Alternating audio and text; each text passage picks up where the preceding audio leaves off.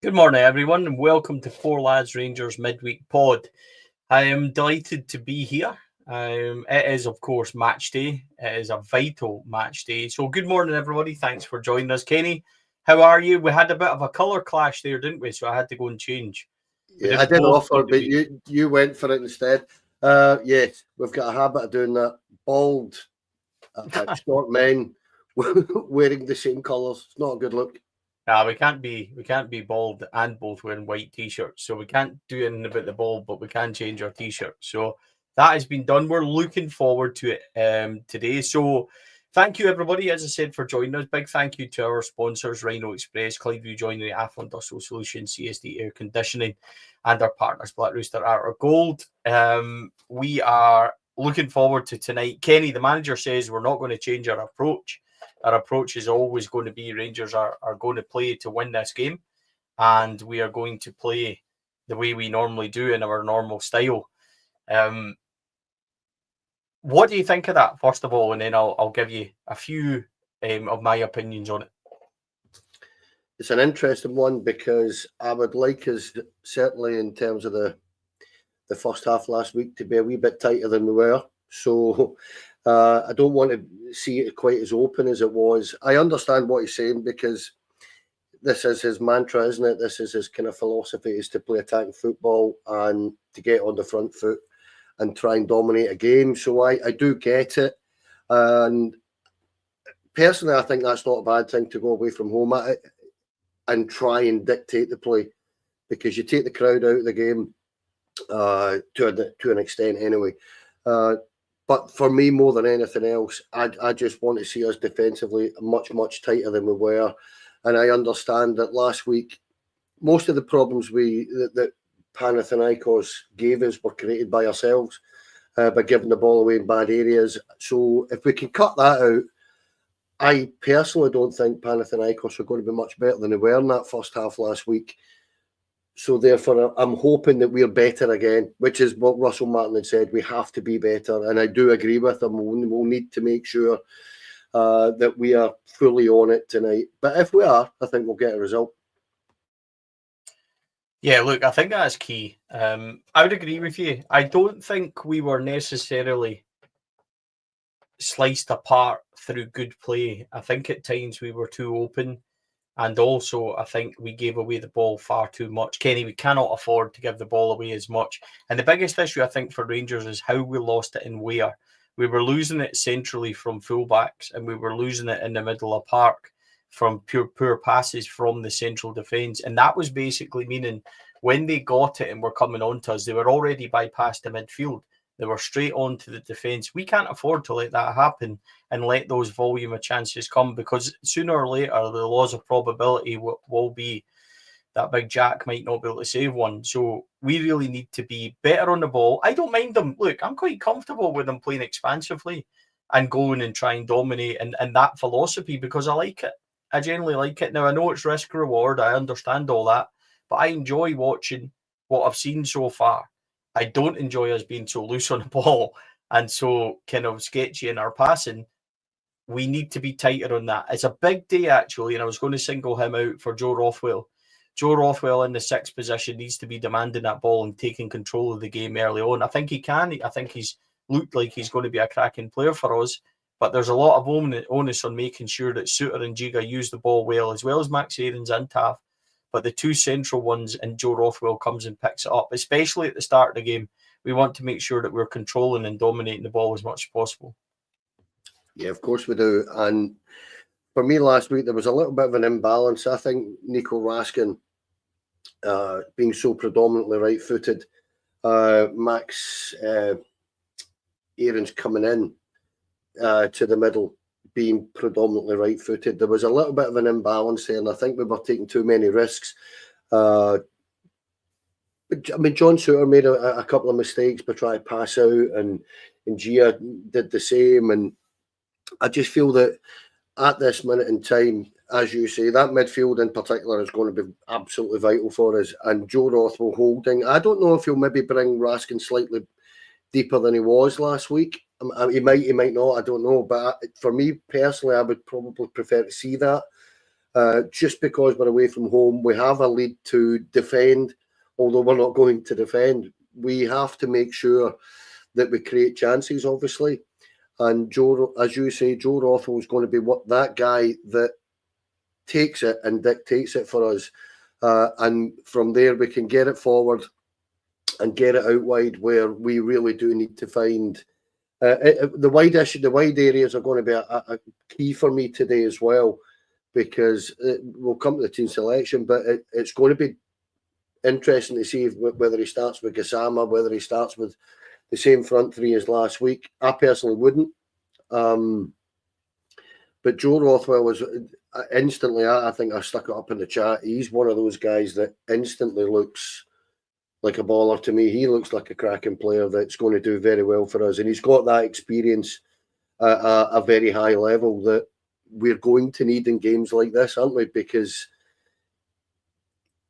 he's just that guy. He's got the, as I say, he's got the experience, but he's that guy that can dictate that play. And I would really think that, as I say, all the three of the midfielders are going to be key. And I'd like to see him get a little bit of support if we're under pressure. If we're not, if we start very, very well, let him go and do it on his own, because he's perfectly capable.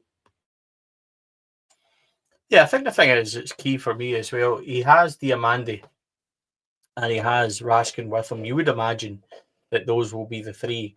With that being said, they're very comfortable players. It's not like we're talking about inexperienced players or anything. These are guys that have played in midfield and dominated games last season, not only in Europe, but bigger games at home.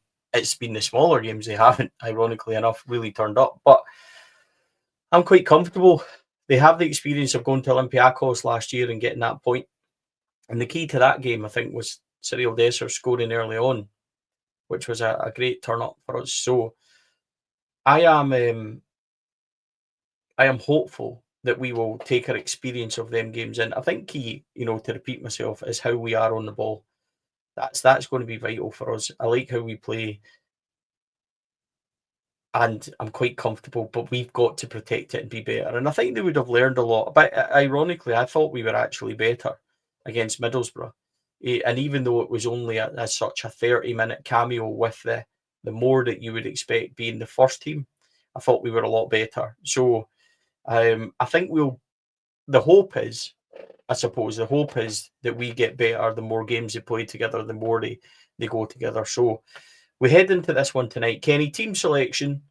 I think we both agree Jack Butland would start in goals. James Tavernier, John Souttar, Giga, alongside Max Aarons at left back. Now, I think that's a given. Would we start Max Aarons at left back? Possibly not. Would we like another left back options? We would. But I don't think Jeffy's in any position to start this game tonight. So that's the back four with Jack obviously in goals. Is there any changes for you in there?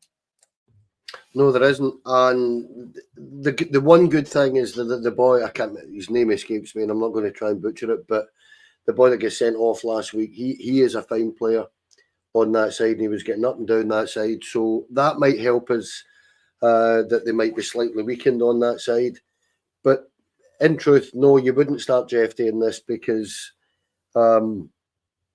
Max Aarons has pretty much been given that jersey since he got here, hasn't he? And I would much prefer to see him on the right-hand side, but he's perfectly capable.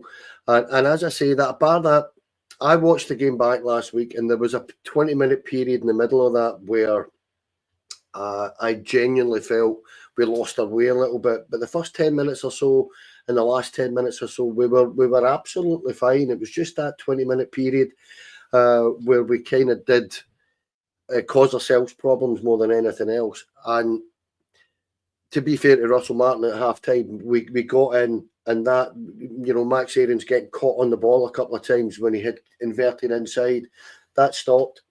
So I've got no question. He's a quality player, so I've got no worries about that at all. And I wouldn't change that anyway, because so early in the season, you kind of want a steady back four. You want your back five, or whatever you want to call it, to be pretty much constant while you're looking for a left back to bring in, perhaps, and perhaps another centre half. We know we're still building, but for me, that's where I would be looking at trying to solidify at the back more than anything else tonight.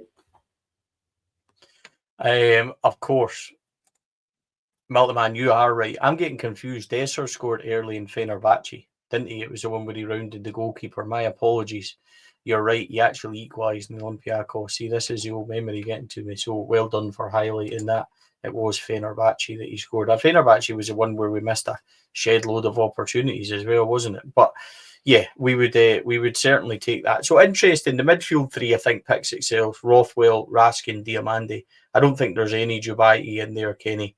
I think the ones that would maybe come into the reckoning aren't quite of that capability. Bayrami, Lyle Cameron done well at the weekend. They could be options to come on if we need that attacking threat. You've got Connor Barron if there's an emergency there defensively or anything from that side of it. But I think those three start. I don't think there's any difference there at all. No, those three will start for me. I don't think there's any question, barring a last-minute injury or something like that today, that's your midfield, because that's our strongest midfield. There's no doubt in that.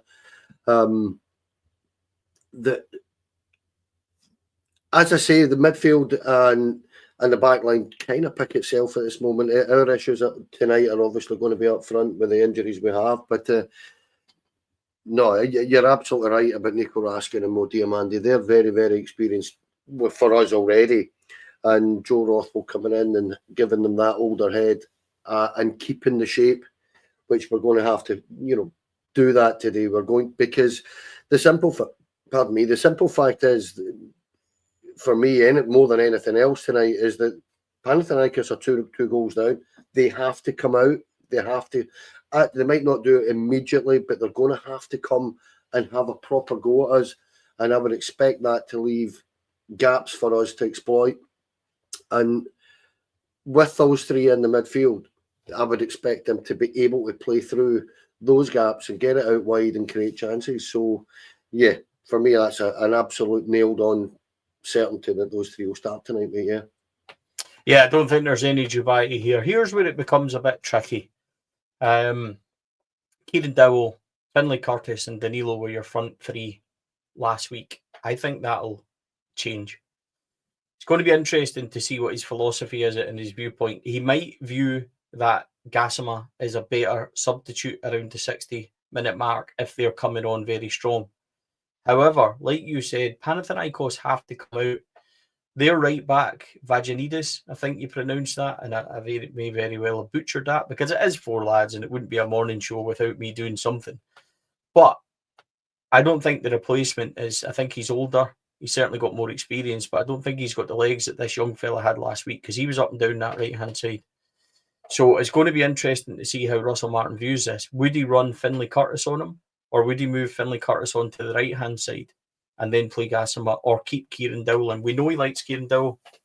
Kieran Dowell could be Russell Martin's very own Hamed Namucci.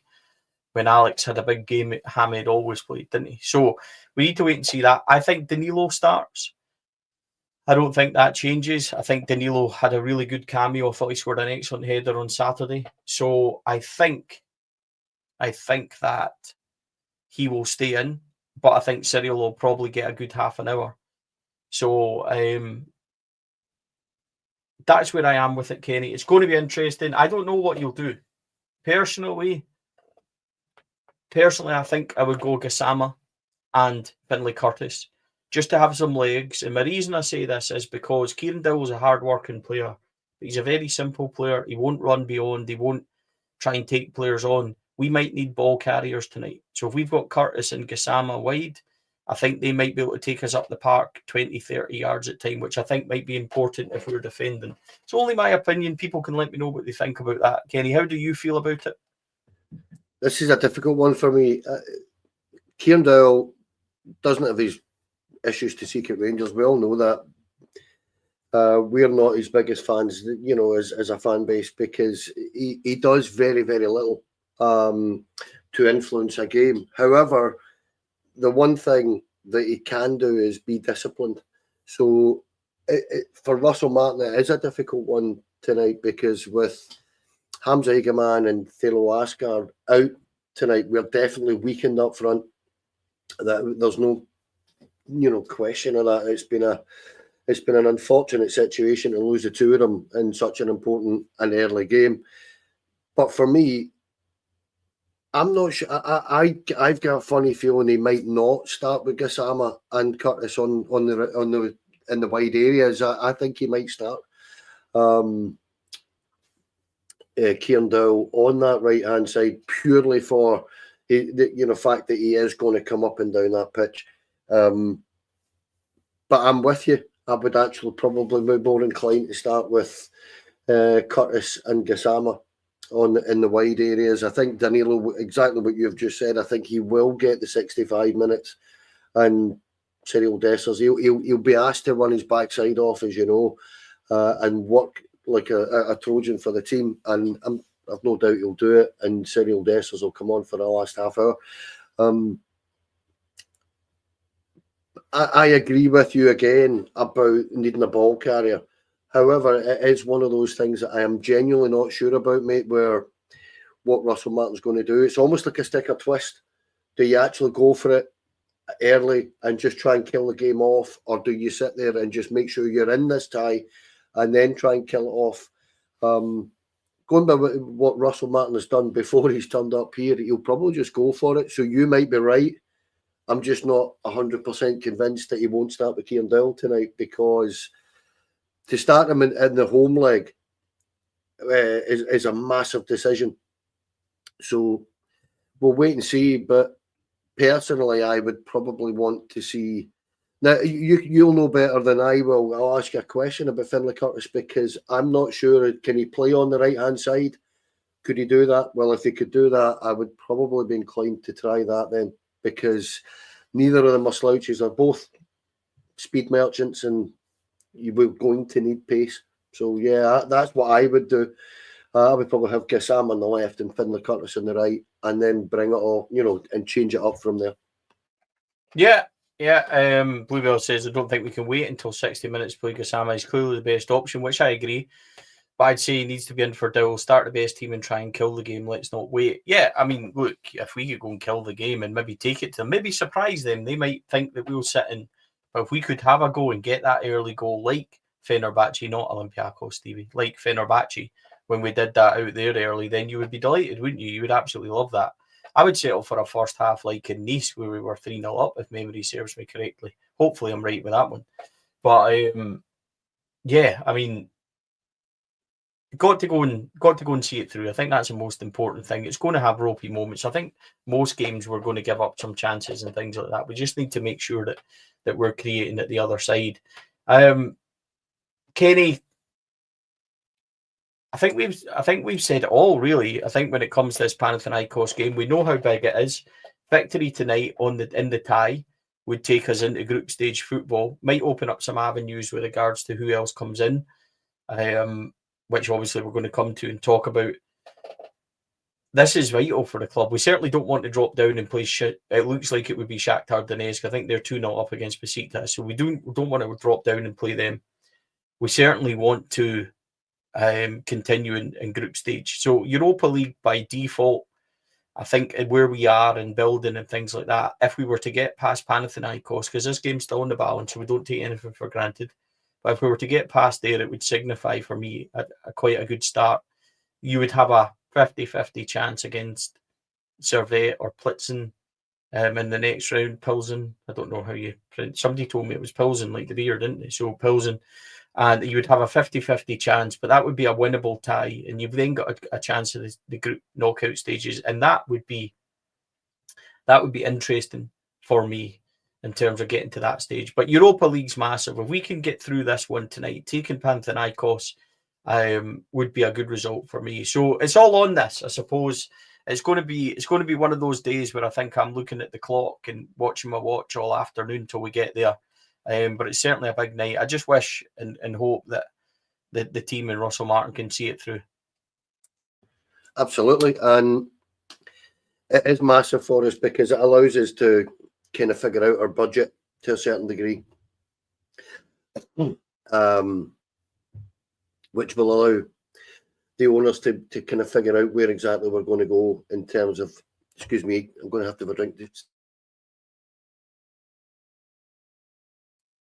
Yeah, I mean, you're right. While Kenny just takes a wee break there, I think Kenny is right. And what I was getting at maybe a wee bit is that I don't think the owners will be penny pinching in any way, but this might affect, in terms of fair play, what we can actually spend and what we can do. So once they've maybe got that European football guaranteed, you might see us go and add 2 or 3 others, which we're going to discuss. So on that point, Kenny, once you've gathered yourself again, mate, a wee frog in the throat there, I think. But once that maybe happens and that's guaranteed, you might see them go and spend, and that's where others obviously have been linked to come in.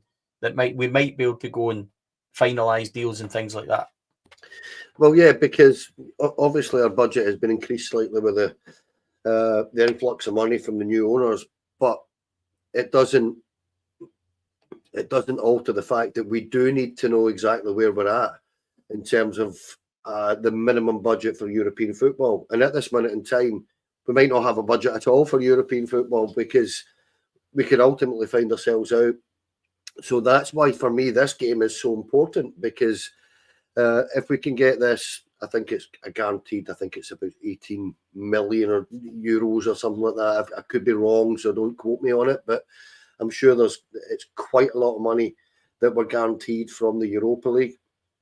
And that, for me, is where we know we need a left back. We need perhaps 1 or 2 right backs. We have to know exactly what that budget is. So that's why, for me, more than anything, this game is vital for Russell Martin to get himself endeared to our fans, because before this tie, started, we were all sitting giving it. This might have came too soon for us. It's a 50-50 tie. We know it's tough going to Greece. So that's why last week's result was so vital, because it gives us something to build from. And with the new owners in place, and they seem to be very ambitious, this can only help. And if we're going to get through the next tie, there's another 5 million euros, I think it is, for the playoff and stuff like that. So all of a sudden, things would look much, much more rosy and prosperous for us. And we don't have the financial issues that we've had over the last couple of seasons, but it still helps. Yeah, absolutely does. I mean, I don't think there's any issues regarding finances at Rangers Football Club at this moment in time, but it's more what financial fair play and things will allow us. So it's a huge night. I think we've talked about it as much as I can. It's all down now to it's all done, said and done. We wait for the team news from Russell Martin's selection later on this evening, which normally comes about on a European night about 90 minutes beforehand. So we'll look forward to that. And then we'll all sit down and watch the game with excitement, and then hope that Rangers can see it through. So good luck to the team. But let's move on a wee bit and talk about other things. Kenny, before we get to transfers, Jack Butland interview said he never considered leaving in the summer. It was never on his radar. He doesn't want to leave Rangers. He's very happy here. But he said he had to have time to deal with what he's went through form-wise in the last year. He needed to think about it. He needed to process it and ultimately get rid of it. He talks about him being high on confidence again, which is massive for a goalkeeper. I think that's absolutely huge for a goalkeeper. So it's going to be, I think, it's clear that Jack Butland is going to start as our number 1. We've talked it to death about what we would do with Jack Butland, but talking about him, that performance last week, having the confidence and things, because Jack could easily have been man of the match depending on what way you wanted to vote last week. I thought he was exceptional. We were going to need him again tonight, but it would be wonderful if Jack Butland on confidence stayed there and suddenly became that goalkeeper of the first 6, 7, 8 months that we know he can be.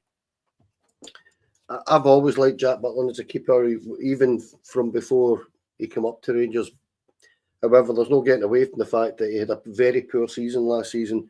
And I was thinking back on this because I knew we were going to talk about it. And if you actually, we've discussed the fact that when Gareth Southgate came up, his form took a dip, but his form took an even bigger dip when he didn't make the game because his young baby was born, and if you remember that, he was out for a couple of games and then come back in, and his form really did dip. And that's the kind of human side of things that perhaps we as fans don't take into consideration, that he might not be getting much sleep. Priorities are slightly different when you've got a wee baby in the house and stuff like that. And he said that he wanted to determine his own kind of destiny here and stuff like that, which is nice to hear, because I fully focused and fully at his capabilities. Jack Butland's a cracking goalkeeper. Issues with the ball at his feet, we all know that. However, he's saying that he's really enjoying it. In that interview, he said he really enjoys that, and it's about decision making, where and when to play the ball and stuff like that. So, as a shot stopper, in general, as I say, he has had these periods at Stoke and here where he goes through periods where he's not the greatest. And it's concentration levels, I think, that you need as a Rangers keeper, that he's proven last season that he kind of struggled with at times, because sometimes as a Rangers keeper you want a huge amounts to do, and when there's shots going right through you and stuff like that, it's a glaring mistake. For me, I would probably quite like another keeper in. I am not a massive fan of Liam Kelly. I don't mean that in any disrespect. I'm just not a massive fan of him as a keeper. I think he's a bit small, and I would like to see competition for places. But Jack Butland on top form is a fine keeper, so it'll be interesting to see as the window gets closer to shutting, what Russell Martin and the backroom staff do in terms of bringing in another keeper for competition, because is there room for improvement? That's what I would say. Yes, there is, and competition's never a bad thing, mate. But I'm quite happy that Butland seems to be in a good place, put it that way. Yeah, I think that was my overall point when he talks about his confidence and things. It's a really good thing to say. We're going to need Jack tonight to be on form. But I just thought some of his comments were interesting. Moving on to transfers, Kenny, there is, of course, an abundance of stories going about at the moment. One that surfaced in the last couple of days has been Ben Davies is close to a move to Birmingham. There's not really official sources on this as such. Footy Insider have reported that the deal is close with 750,000 fee. We have heard this for quite a while. It would be really nice. I think a few of the papers are reporting it from them that is close. I think the Lancashire Times down there reported that it was close due to that as well. So 750,000 for Ben Davies. Ben Davies is in the high 20,000s in terms of wage wise. He has got a year left. After his year at Birmingham, I would have wanted a couple of million for Ben Davies. I've got to be honest. I would have hoped for a couple of million. But this is a deal that could end up getting money in for the club. Rangers saving the best part of 500,000 or so on wages as well. And it could be a deal that's worth 1.2, 1.3 million to the club. Ben Davies isn't going to play for Rangers. I think that's absolutely clear. He's not involved anywhere at all, not involved in friendlies and stuff like that. His future is elsewhere. It's really important that we offload him, just like it was Robin Proper. Ben Davies is one, along with others, which we'll come to. This would be a deal for me that, although it's not the kind of money I would want, with a year left, the wages he's on, he's not going to play, he's not going to be part of it, I would be quite happy to take £750,000. A year ago, I would have been delighted to take it, so it shows you how it's changed after a year loan, maybe. But I think that would be a good deal for all parties, Kenny. Yeah, it would be, because if you look at the comparison there is Robin Proper, who left last week for about double the money. But then again, Ben Davies is on kind of double the wages. So in that sense, it's about getting players off the books, nothing more, nothing less at this minute in time for me. And yeah, I tend to agree. £750,000, they're getting a bargain, because I think he'll do fine in that league. I think he's proven before that he can play in the Championship, no bother at all. He's just not really cut out for our league. I think the physical side of our strikers in our league has been his downfall here, because for a fairly big lad, he's just not physical enough for our league. $750,000 isn't a huge amount of money, Stevie, but for me, again, you're absolutely right. He's not going to play for us at all, is he? He's just not the type of player that Russell Martin wants. And as I say, it's about offloading as many of these guys that are on hefty wages that aren't contributing at all and aren't going to contribute. We need to get them off the books. And it should have been, I'm going to be critical to a certain degree of, the board from last season. This should have been done last season, well, even more than we managed to, because we had an awful lot of guys sitting on the periphery of things, taking huge amounts of money out of the club.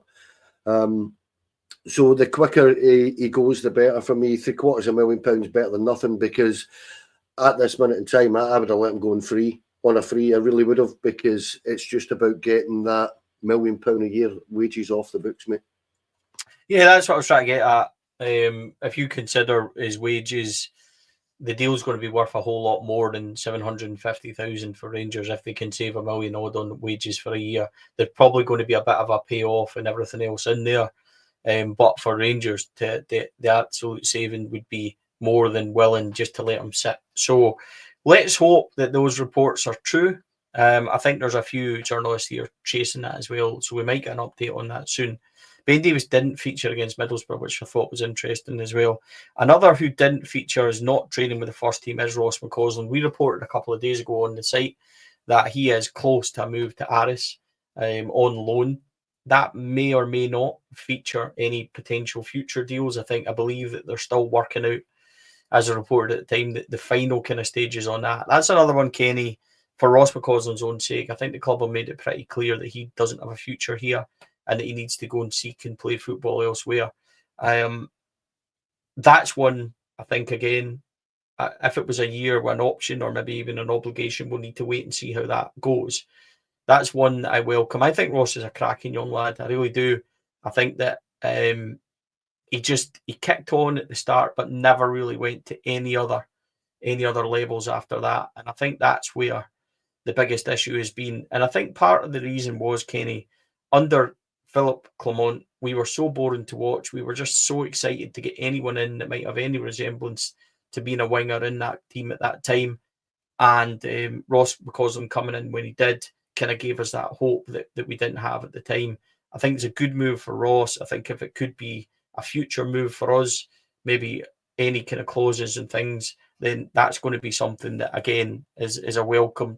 No, I'm not going to say a welcome departure, because Ross is a great young lad.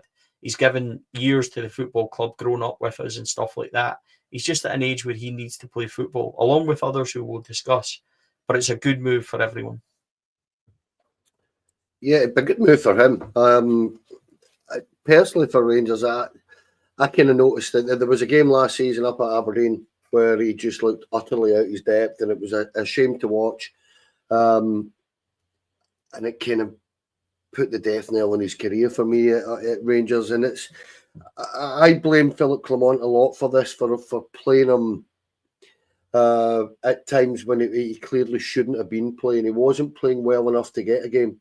And he's a young lad, and he was brought in slightly too. And I know he's a slightly older lad. I think he's 22, if I remember right.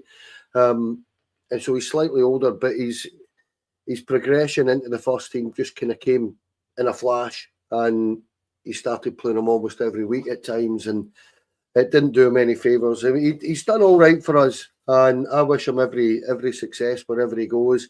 I'm just a little bit surprised that it's only a loan. I would have thought that he would have been another one that they would have been looking to try and actually offload this summer. So what you've said about perhaps options and obligations to buy, he might just want to kind of view the option of going to Cyprus and think, is it a good idea career-wise or whatever? Because I know Connor Golson and Leon Balogun are over there, but they're a lot older, and they're not looking to be, without being disrespectful, they're not going to be quite as ambitious as a young 22-year-old is. They'll be looking at it at a payday, but that's maybe harsh, but they'll be looking at it as towards the end of their career, they'll be sitting enjoying their football. Whereas Ross McCausland, he's capable of playing at a higher level than Cyprus, in the Cypriot leagues. I don't think there's any doubt in that. So, yeah, you might be right, mate. It might just be that the options that are there for him at this moment in time aren't entirely suitable for him.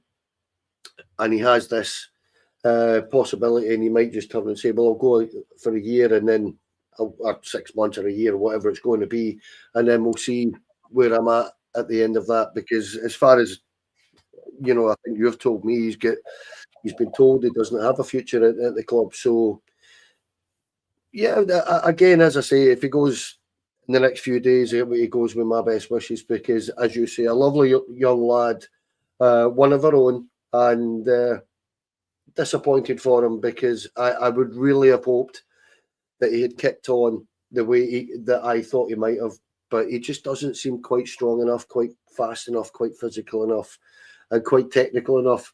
He's just not quite there at this minute in time. So I hope he does kick on and get a fruitful career.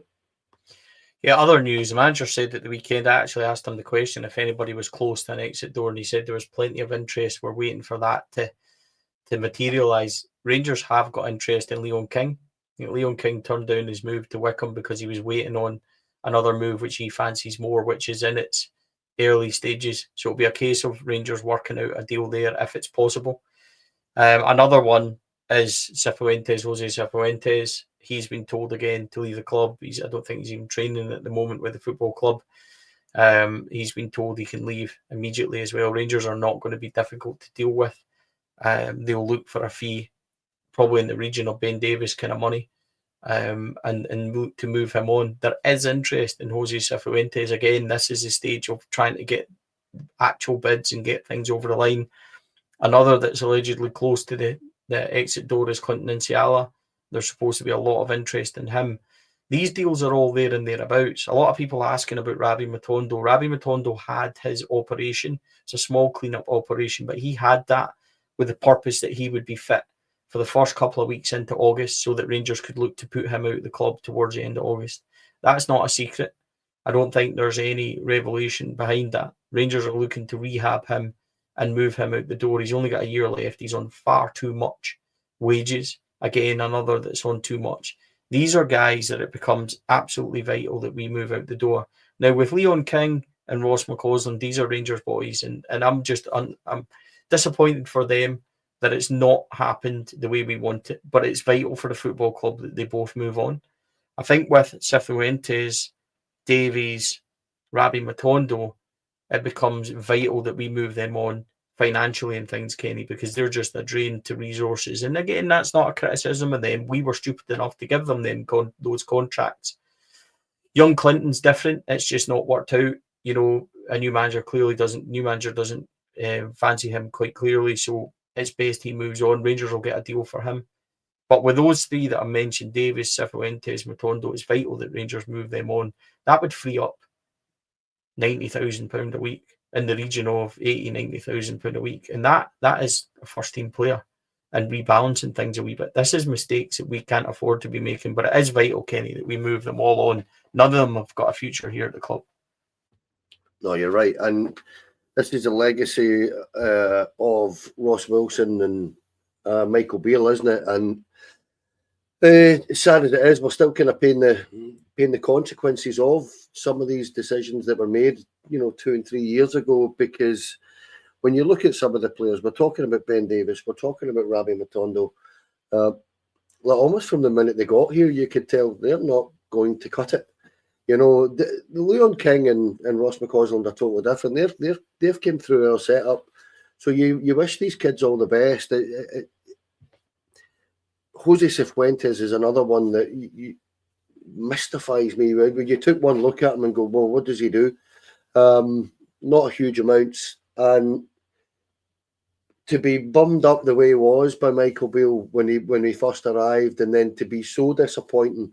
Was very difficult. And I know he had some personal issues and stuff like that, but that's kind of irrelevant to us as fans. We just want to see the good players play for us, and he wasn't one of those. And yeah, you're right. In terms of the amount of excess wages that are being not given to players that are given to people that can actually help us, improve us, and contribute to our first team is nuts. And as I say, I'll start with I'll finish where I started. It's a kind of legacy of previous decisions that just sit there like a heavy weight around us at times, because when you look at it, I seen the graphic the other day there. It was still there's 7 that they still want to go, off the books. But when you actually look further down the pecking order, there's probably still about 10 or 11 that are just a drain on resources, mate. And that's where I can't speak for anybody else. I'm only speaking for me, but I've actually been really impressed by the incoming so far. It's the outgoings that are now the major issue for me, and trying to get as many of these guys out the door as we can, so that it is a fresh new start and it's a bright new start. Because if they don't go, it's going to hinder us, isn't it, towards the end of this window. Another one that, of course, we would bracket in that is Ridvan Yilmaz, who's clearly not in the picture either, not in the European squad, not training with the first team. He's somebody that's been linked with a move back to Besiktas before he even signed for us. So it's been such a frustration regarding Ridvan Yilmaz. I wouldn't be surprised in the slightest that Ridvan Yilmaz exit is the one that's holding up what we do at left back. So I really hope that we are making inroads in there as well, because you start to unload these 5 or 6 guys we talked about, that frees up a whole lot of room to do well. A couple of youngsters have obviously been rumoured or went out on loan. Mason Munn has went out to Dunfermline. I think that's a great move for Mason Munn. I've spoken about it. I've spoken about it before Mason Munn, and he's somebody I really like. He's a cracking shot stopper. Needs to work on his concentration and things a wee bit, and that'll come through first team experience. I think Dunfermline's a great loan. It happened for Alan McGregor, so I think he'll do well down there. Not sure about the manager, but that aside, Josh Gentle's potentially going down to Raith Rovers. He had a spell at Alloa, so he's got some good first team football. I think Josh Gentles needs that at Raith. I think Raith's a great wee club. I think that he'll be well received if that was to happen. Raith are the club that we've spoken about before that we're allegedly going to link up with.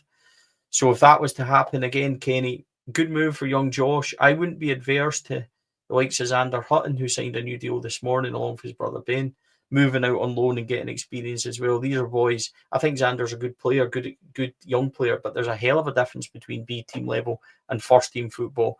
Moves like this, for me, Kenny, to good championship clubs. I really like the championship. I watch it on a Friday night when it's on the telly. I really enjoy the games. I think it's a great level for them to go and learn their trade. It very much is, because I'm a bit like yourself. I watch it quite a lot on a Friday night as well. And there's a number of very decent sides and a number of very seasoned pros in that league that know exactly what they're doing. So it toughens these guys up. And Dunfermline are one of those clubs, aren't they, that they're kind of almost like a sleeping giant. And I believe that there's a new owner there that's piling a fair few quid into them. So I would expect them to be challenging towards the top of that league next season. And Josh Gentles, the manager, has spoken, very highly of him and been very impressed by him. So he does need first team football, and he's clearly not going to get it at Ibrox, with all respect to the kid at this moment in time. So Raith Rovers are, again, one of those clubs that always traditionally are there or thereabouts. And, when I was a kid, they were not so much of a kid. When I was old, 20 years ago, they were a bit of a yo-yo club. They were up and down a little bit. They've been in the doldrums for the last few years, but seem to be picking up. Great place to go. Good traditional football clubs, mate, that will make our kids grow up and learn the tougher side of the game. But the championship's like that. I agree with you. It's a cracking grounding for young kids, because, as I said, there is it's the toughest league in Scotland to get out of that. I don't think there's any doubt. Each and every club in it all seems to be of a very, very similar level. So for me, if we can get a deal with somebody like Wraith Rovers where we can sit there and put 3, 4, 5 hour players over, are up to them and say to them, look, we want them to get 30 games a season if we can, and we can do that. That would be fantastic for us. But as I say, for me, on both of those kids, Mason Munn, I know is very, very highly rated, isn't he? So at the club, so good luck to the pair of them if these deals. Well, I know Mason Munn's deal is done, but if Josh Gentles gets his move, I think he'll do quite well in that league because I've liked the look of everything I've seen of him. Yeah, I would agree. Question from Big Phil: is Eggman deal off? Eggman deal was never on. There's been no bids received formally for Hamza Eggman. The manager said he wasn't aware of anything happening at all. And remember, the manager did say we'd receive bids for Cyril that were well off and stuff. He's not going to say anything about Hamza Eggman. Feyenoord are the latest club to be said to have an interest in him. Whether or not that's true or it transpires, they've just got a hell of a lot of money. I think Leeds actually bought somebody from Feyenoord, so Leeds to Feyenoord to Rangers would be an interesting financial move, Kenny. But yeah, moving on from players going out, one player that is coming in is Mikey Moore. He's going to arrive in the coming days from Tottenham, a year straight loan. He is somebody that is really exciting. There's been a lot said about Mikey Moore coming in. A couple of years ago, we were linked with Cole Palmer from Man City on loan, and people turned their nose up on it and said we should never get. When you get a once in a lifetime generational youth talent, and you can get him for a period of time, you take him. Mikey Moore has the capability, in my opinion, of what I've seen of him. And listen, my opinion means absolutely nothing. I'm just a supporter like everybody else. When Vladimir Weiss came in, I think Mikey Moore's got the same capabilities. Gassama is going to be a terrific player for us, but he's young.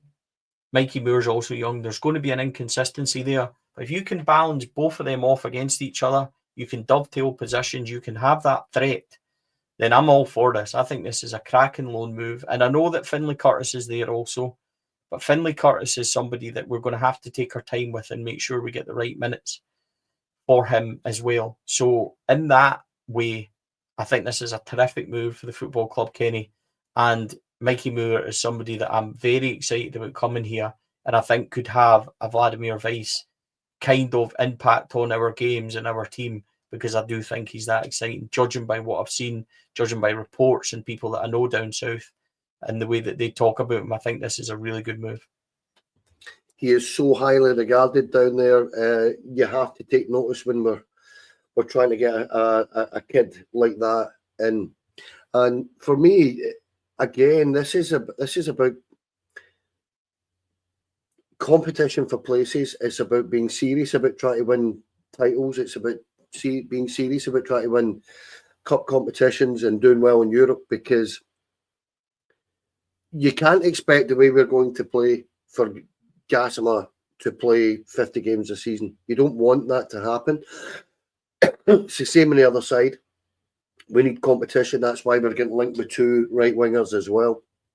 And this is the issue that I don't get with people moaning about something like this. This is a guy that is so highly regarded down there that why would you not even look at this? You have to look at it and understand that this boy could maybe get 20 games for Spurs this season, but he's choosing to go on loan to play regular first team football. And that's where I would be looking at this and saying, I'm all for this. This is absolutely, excuse me, this is absolutely nailed on for me to be the perfect kind of foil on the left-hand side, because the way we're going to play, as I say, to finish this off, is that your wingers are going to play 60 minutes. They're going to bring another winger on, and they're going to alternate all season, Stevie. So that's where I'm at. And I'll go back on mute and take another drink because I'm... Rangers have an interest in Oliver Antman. I think that's quite clear. The Rangers have an interest in Raksui as well, Jezerun Raksui at Crystal Palace for the right-hand side. There is no formal bid for Oliver Antman yet, despite reports the other night saying that we had agreed a deal and things like that. It's a work in progress. It's something that Rangers might do quite quickly. They've tended to do that when they really go for a player and they get it all done. That's a work in progress. As I understand, there is a clear interest, but no formal bid yet, and it's one that we'll just need to watch. With Jazaryn Raksaki, I think that is one. The manager's already commented on this, and he was quite clear. He said it's one that might run or we might need to wait for later in the window. I wouldn't be surprised if Rangers have already got something lined up there with regards to them and coming in later in the window as well. And that's why I was talking about, this is just speculation from me about how important Europe is and what Rangers do next. If Rangers were to go through tonight, it wouldn't surprise me to see them accelerate one or two moves. Antman, as we know, 15 assists, 6 goals, 21 goal involvements in 32 league games last year. He's got tremendous stats and involvement. He's a player that's fast. He likes a cut back to the byline. If you can get a few of them in on the right-hand side, Raksaki is a player I've really spoke about, really exciting as well. All of a sudden, Moore, Gassama, Raksaki, Antman being talked about as options. They might not all happen. I don't think they will all happen. If they do, it would be absolutely fantastic. You still need to make a pathway for Finlay Curtis, who can play across the front three. You chuck Taylor Asgard in there. You chuck in, Rothwell, Diamande, Raskin. All of a sudden, our forward line begins to look from midfield a bit stronger. So there's plenty in there for me, Kenny. Getting that right-hand side balance to what we are trying to do with this team is very exciting. Oliver Antman is a player that I'm really interested in. Raksaki is a player we're really interested in. We have had a loan bid rejected for him at this moment in time. So it's what happens, I think, in the coming weeks. Judging by what Russell Martin, we're definitely going to go out and get somebody on the right-hand side. I think that's clear from what they're targeting. Mikey Moore, Gassama on the left, couple on the right. All of a sudden, Rangers are starting to put together what I think is quite exciting wide options. And by the way, since we've not had them in several years, it makes it even more exciting when you can turn to the bench and potentially have boys that come in that can come on and make changes. I think that's incredibly exciting for the club. It's absolutely vital to the way Russell Martin plays as well, that you need wide players, you need pace, you need excitement, you need goals coming from there, and every single player that we're getting linked with looks as if they're going to do that. The boy Antman I've actually seen a couple of times, and he's a very tidy player, and I like that when you see a wide player. Gassama was slightly different, where he had more goals and assists. This boy's got way more assists than goals, so he contributes massively. When you think it's 21 and 33 goal contributions, that's phenomenal. That is absolutely phenomenal. And I think you're right. I think there is something about the Raksaki deal where, according to reports anyway, that he's more keen to come here than he is anywhere else. However, I think it's been hinted that might end up having to happen towards the end of the transfer window, and we don't want to wait. We've got a European time. We've got the league starting at the weekend. We need somebody on that right-hand side, because, as I say, we're going to go back to what we were talking about earlier on. With all respect to Kieran Dowell, he isn't the answer on the right-hand side, and he just isn't going to be. So, in that respect, I'm genuinely really excited about the wingers we're getting linked with. Guys like Moore, Gassama already in, but Moore, the likes of Antman, the likes of Raksaki, along with the likes of Finlay Curtis, who can play either side. That gives us 5 options there already that you would look at and say every single one of them is capable of contributing massively to our football club and to our team, and that's what we want to see is exciting football with wingers taking guys on with pace and breaking that. What we've got to do week in, week out, Stevie, is break this low block, and the way to do that is to draw them out slightly and get past them with the pace that every single one of these guys has got. I believe Ant-Man made the Eredivisie Team of the Year, and that's no mean feat, for a club that was sitting kind of mid-table. I believe that to get into their Team of the Year when you've got some absolute quality in that league, and the top 3-4 clubs, you're doing very well in that league. Strangely, it's a little bit hit and miss signing players from that league sometimes. We do know that. However, this boy is, where was he? It was at the Barcelona Academy, I believe he came from, and went over there. So he's got a good grounding, mate. So very exciting player, and at not too big a fee. I think it was they're hinting about 5-6 million euros, and that, for a boy with those kind of stats, that's phenomenal. Because I'm not a massive stat man, but I have looked at his stats, and they are through the roof. So he would be one really exciting guy to bring. Yeah, and it's a work in progress. I think we just need to keep an eye on what happens with him. A lot of people asking about Raksaki's injury. He was a slight injury, walked off the pitch and played yesterday for Palace. So I don't see that as being a concern in the slightest with regard to us. What I would say is Glasner, the manager, talked about nobody leaving at the moment because he desperately needs bodies in. So it might be a bit of both, where Rangers are waiting. As Martin commented, there might be one that runs to the end of the window. We need to wait for that. That might be why they've slightly switched attention towards Ant-Man if they had planned to bring both of them in. If we get both of them, I think that would be exceptional. But we just need to wait and see. It's all speculation, isn't it? I think then you would really concentrate on getting somebody into the back. I think the changes on Saturday against Borough showed, when we went to 3 at the back, and it was Jeffy, Fernandez and Hutton. With all due respect, that's your reserves there. Even the young lad Fernandez is going to learn. So I think we definitely need back up there. But if you can sort the wingers, I think we'd be fairly strong. We can wait and see what happens with Hamza and Cyril towards the end of the window, and see what happens there with regards to bringing somebody else in up front. But there's a lot of work to be done in this window still. I think you've still got room for 3-4 to come in. You've still got room for 10 to leave.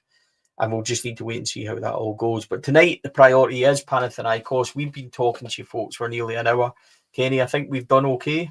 I think when you look at it on that, we've managed to chat for a while about it. I've managed to last for 54 minutes with a frog in my throat, mate. How I've done that, I don't know. I've actually had to take a wee bit of chewing gum just to try and soften my throat a bit. Yeah, the only thing I would add is the rumour about Leanne Crichton. That would be someone that knows the league. Yeah, I was about to mention Leanne Crichton will be appointed Rangers women head coach in the coming days. We now know that to be true. Aside of any last minute hitches, she will be the new head coach. The women are currently out in Italy. Craig McPherson and Andy Thompson are taking them out there. They play Inter Milan tonight. And then I think they play AC Milan at the weekend. Some news on the women's team reported last week. Rio Hardy will seal her move to Bristol City for around £40,000, which, believe it or not, is one of the highest fees we've ever had in for a female player. She'll move to them just as soon as the paperwork's completed. She's actually gone from the football club, waiting on that being ratified. So she has left. Liv McLaughlin has returned to full training, and Kathy Hill is back in training also. She won't make the first games of the season, but she'll be back. Liv is back in full training. So with regard to the women's team, there is a bit of news there. Leanne Crichton, of course, is the assistant at Glasgow City.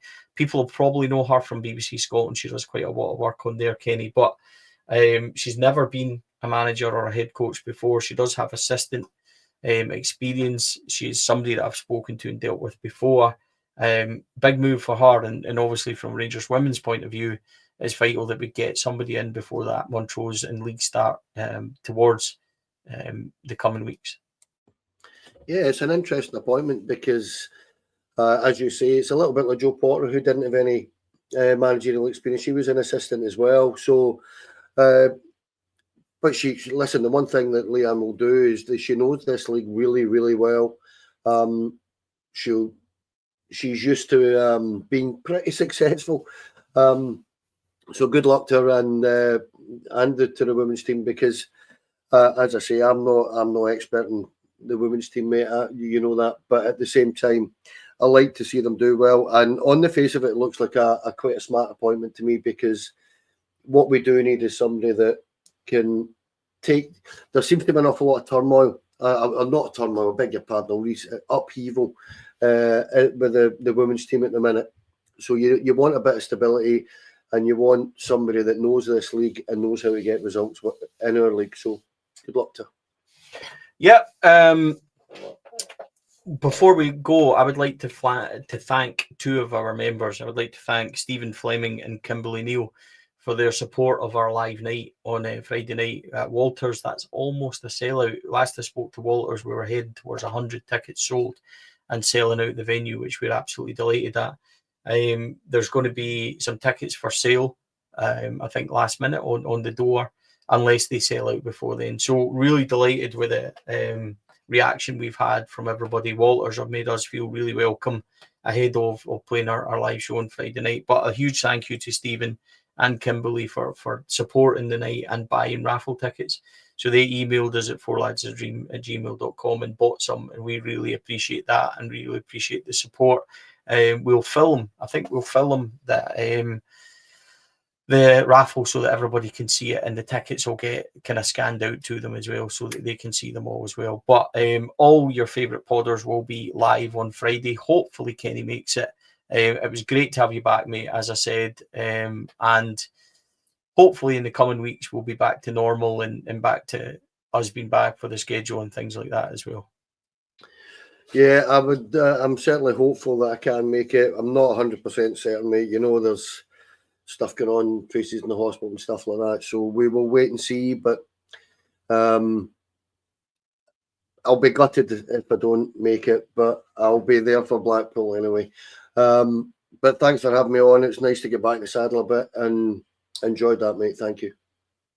Yeah, we are travelling down to Blackpool to play the Gallant Pioneer in November. We'll also be in Northern Ireland next March as well. So the podcast is going on tour as such, which we're really looking forward to. So listen, folks, thank you for joining us this morning for a bumper midweek pod. Thank you to our sponsors, Rhino Express, Clydeview Joinery, Athol Industrial Solutions, CSD Air Conditioning, all the support that they give us, I really appreciate, and our partners, Black Rooster and Art of Gold.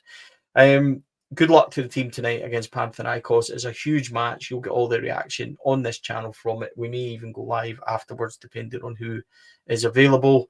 And we look forward to that. Good luck to the team and manager this evening. Folks, have a brilliant day. Thank you for joining us. Thank you for all our YouTube members and everybody that supports the channel. If you don't and haven't already, please like and subscribe. It really helps us grow. We're heading fast towards 9,000 subs, which is a phenomenal effort. We were at 3,000 at the turn of the year, which shows you the growth of the pod, and we're absolutely delighted with it. So if you haven't subscribed, it is free. Please do so. That really helps us. And for everybody else that has already, thank you so much for your support. Have a wonderful day. On behalf of Kenny and I, take care. We'll speak to you all again soon.